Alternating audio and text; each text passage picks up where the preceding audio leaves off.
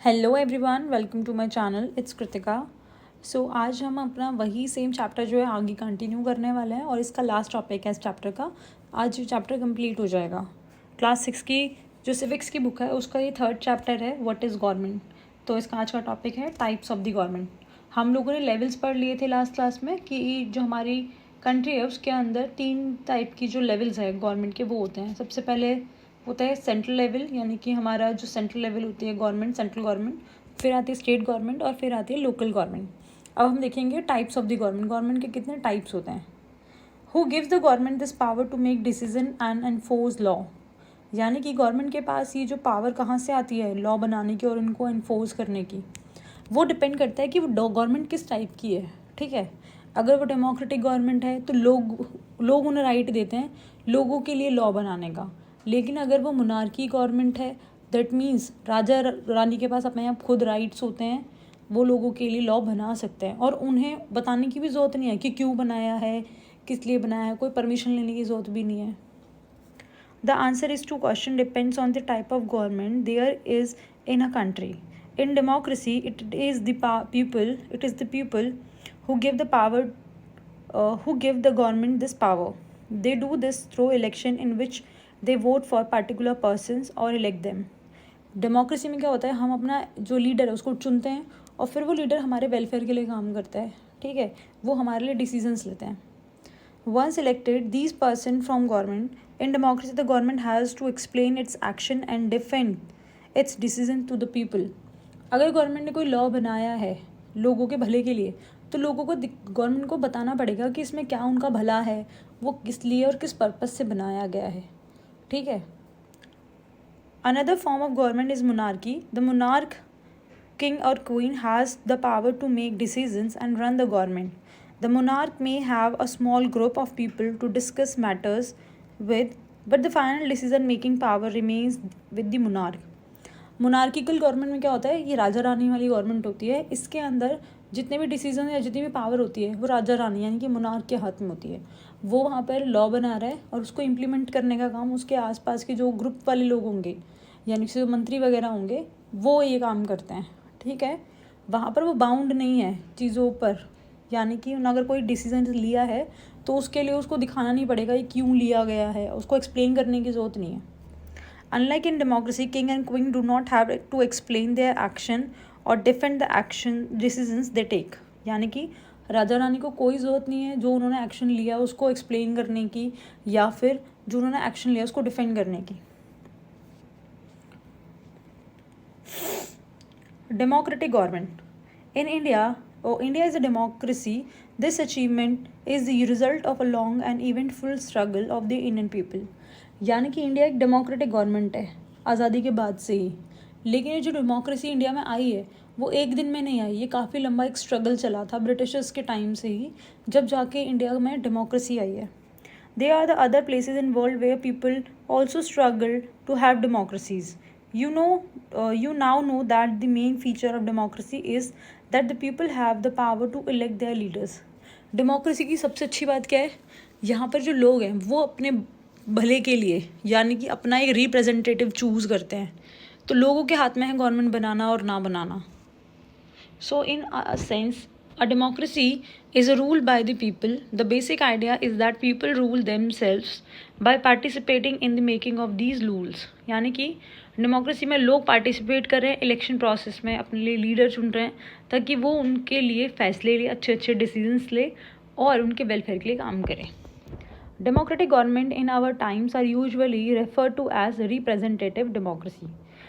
जो हमारी कंट्री में डेमोक्रेसी है वो रिप्रेजेंटेटिव डेमोक्रेसी है, वो डायरेक्ट डेमोक्रेसी नहीं है। ठीक है, यानी कि हम डायरेक्ट किसी पीएम को चूज़ नहीं कर रहे हैं, हम उस पार्टी के यानी कि जिस पार्टी से पीएम या सीएम बनेगा उस पार्टी के रिप्रेजेंटेटिव को चूज़ करते हैं।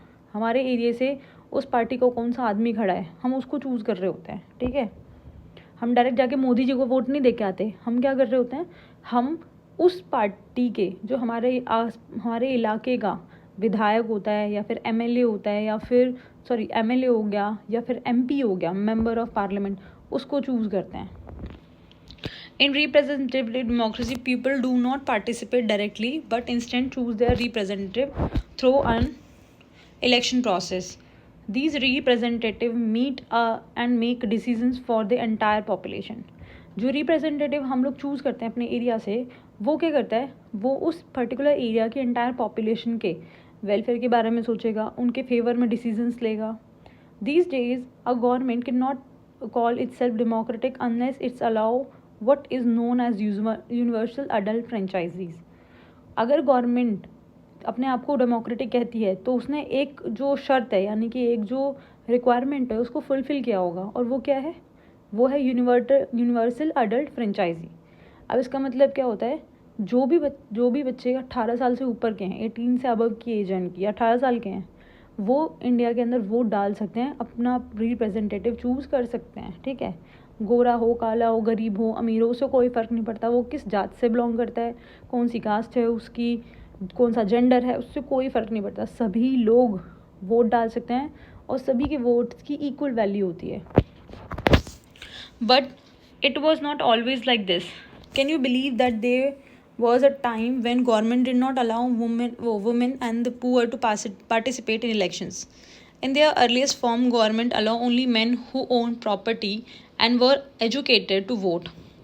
देखो, स्टार्टिंग से ही ऐसा नहीं था. स्टार्टिंग से वुमेंस को और पुअर लोगों को राइट नहीं था वोट देने का. आज़ादी से पहले क्या था, जो आदमी है उन्हें ही वोट देने का अधिकार था. वो भी वो जिनके पास प्रॉपर्टी हो, यानी कि जो अमीर हो, सिर्फ वो वोट दे सकते थे. अगर गरीब है और औरतें हैं तो उन्हें वोट देने का अधिकार नहीं था. This mean that women, the poor, the property less and the uneducated were not allowed to vote. The country was govern by the rules and regulation that sees few man made. जो country थी वो इन लोगों की वजह से चलाई जा रही थी, जो कुछ ही हैं, और कुछ पढ़े लिखे लोगों की वजह से ही जो कंट्री उसको रन किया जा रहा था. उनके ही फैसले सुने जा रहे थे, उनके फेवर की बात की जा रही थी.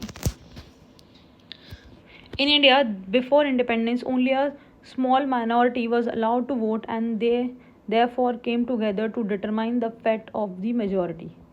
आज़ादी से पहले क्या होता था, जो बहुत थोड़े लोग थे, जो भाई अमीर लोग थे और थोड़े थे, उन्हीं लोगों को वोट देने का अधिकार था हमारी कंट्री में. Several people, including Gandhiji, were shocked at the unfairness of this practice and demanded that all adults have the right to vote.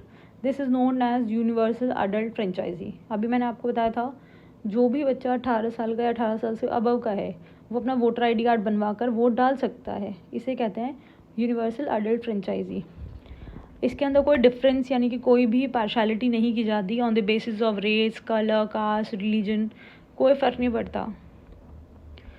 अब गांधी जी ने ना 1931 में एक जर्नल लिखा था. ठीक है, उस जर्नल में उन्होंने एक बात बोली थी कि उसके बारे में लिखा हुआ है, I can not possible bear the idea that a man who has got wealth should have the vote, but that a man who has got character but not wealth और literacy should have no vote, or that a man who work honestly by the sweat of his brow day in and day out should not have the vote for the crime of being a poor man. यानी कि इसने बताया गया था, वो आदमी जो गरीब है, चाहे वो पढ़ा लिखा है, ठीक है, उसका कैरेक्टर बहुत अच्छा है, तो क्या वोट नहीं दे सकता?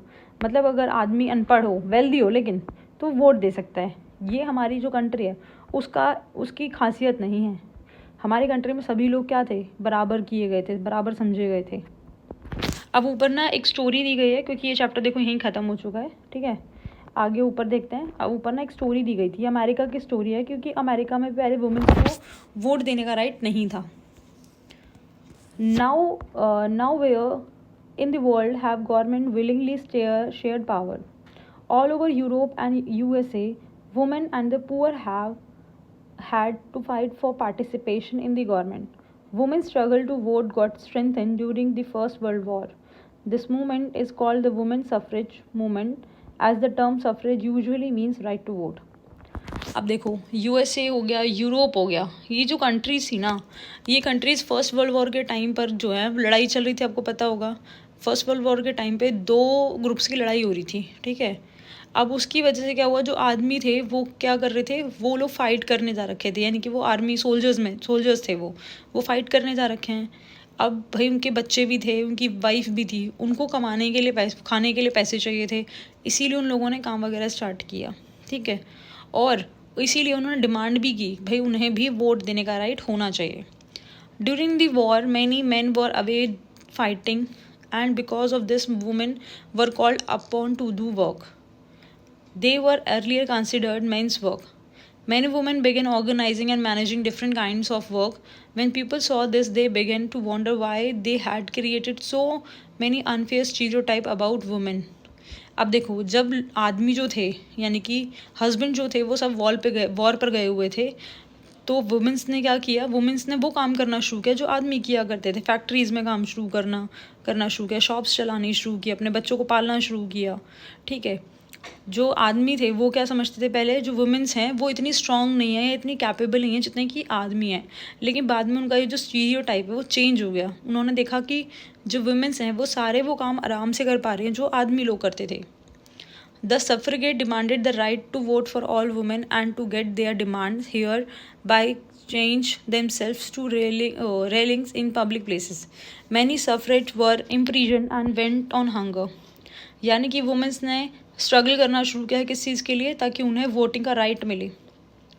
पब्लिक एरियाज़ पर रैलीज़ की गई, स्ट्राइक की गई, हंगर स्ट्राइक्स हुई. और उसके बाद क्या हुआ अमेरिका के अंदर 1920 में अमेरिका में वुमेंस को 1920 में वोटिंग राइट मिला. वहीं यूरोप में यानी कि यूनाइटेड किंगडम के क्या हुआ 1928 में 8 साल के बाद वहाँ पर भी वुमेंस को वोटिंग राइट मिल चुका था. तो इस चैप्टर में बस इतना ही था आज के लिए. अगर आपको ये चैप्टर पसंद आया हो then please like comment and subscribe my channel. Thank you.